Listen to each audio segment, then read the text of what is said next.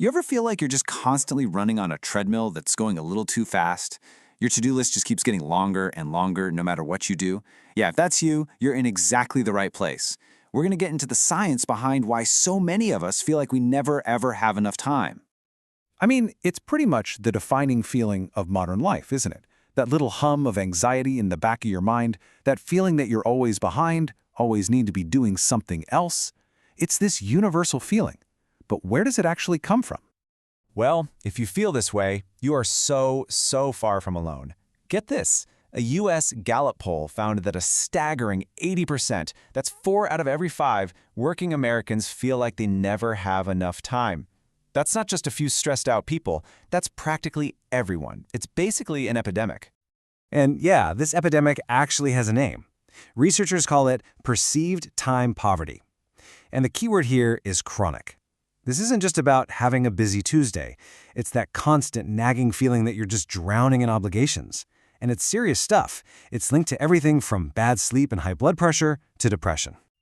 For years, the advice has always been the same, right? Just manage your time better, get a new app, wake up at 5 a.m. But what if the problem isn't you? What if it isn't your schedule at all? What if this feeling is actually baked into the way our society is set up? That's the huge idea we're going to unpack today. So, if it's not our own fault, what is it?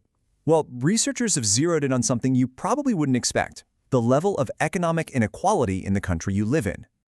And the pattern they found was just, wow, so striking.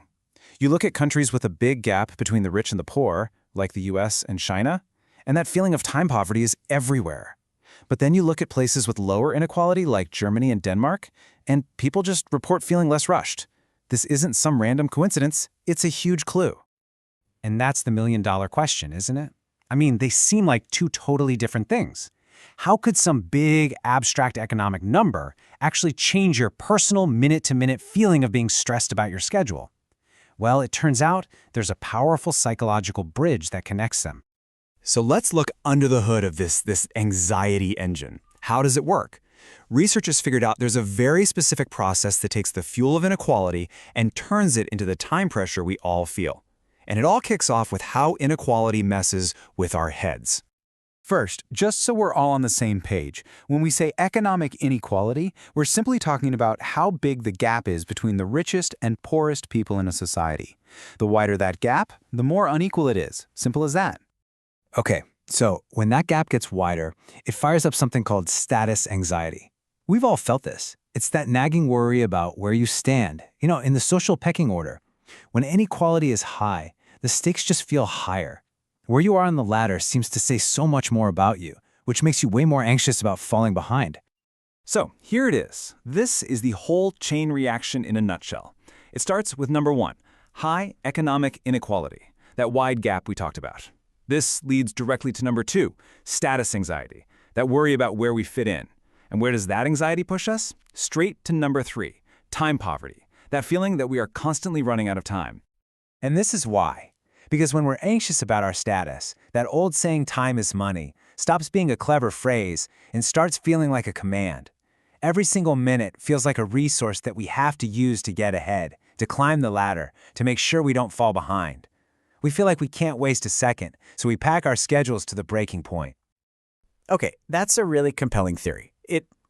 It makes a lot of sense, right? But how do we know it's actually true? Well, this is the cool part. Let's dig into how the researchers put this idea to the test across 5 really clever studies. They built their case brick by brick. First, study 1 just found the basic link, the correlation. Okay, interesting. Then, study 2 took it a step further and proved that inequality actually causes more time poverty.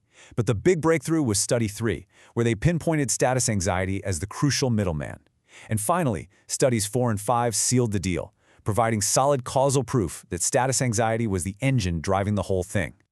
Now check this out. This is from study 2, and it's fascinating. They had people just imagine living in a fictional society. And look what happened. The people who imagined living in a highly unequal society, that's the tall bar on the right, their reported sense of time poverty shot way up. Just the thought of inequality is enough to make us feel more rushed. But, a good scientist has to ask, could it be something else? Maybe inequality just makes us want to buy more fancy stuff to show off, what's called status consumption. So they tested both ideas, and the data was crystal clear. The link to buying stuff was super weak. The real driver, the strong link, was status anxiety, that internal worry about your place in the world. And this right here, this is the final knockout piece of evidence from Study 5. They found a way to experimentally block feelings of status anxiety in one group of people. Now look at the graph. On the right, for the regular group, high inequality creates that huge jump in time poverty. But now look at the left. For the group where anxiety was blocked, the effect almost vanished. It proves that status anxiety isn't just part of the story, it's the whole engine. Okay, so we've looked at the theory, we've seen the evidence, but let's bring it all home. Why does any of this really matter in our day-to-day lives? Well, it turns out the implications are huge. Here's the bottom line. That feeling of being time poor might not be your fault. It's not a personal failure. It's a very normal psychological reaction to the economic world we live in. And this constant pressure, as we've seen, is genuinely bad for our health and happiness. And maybe, just maybe, this means that if we really want to feel less rushed, the answer isn't a better to-do list. It's tackling economic inequality itself. And that's such a powerful way to reframe things, isn't it? So the next time you get that frantic, I'm running out of time feeling, just take a breath. And remember, it might not be your calendar. It might be a reflection of the society around you. Which leaves us with one last big question to chew on.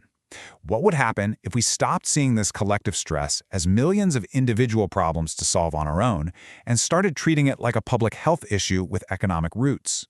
How would our workplaces, our policies, our entire lives have to change? That's definitely something worth making time to think about.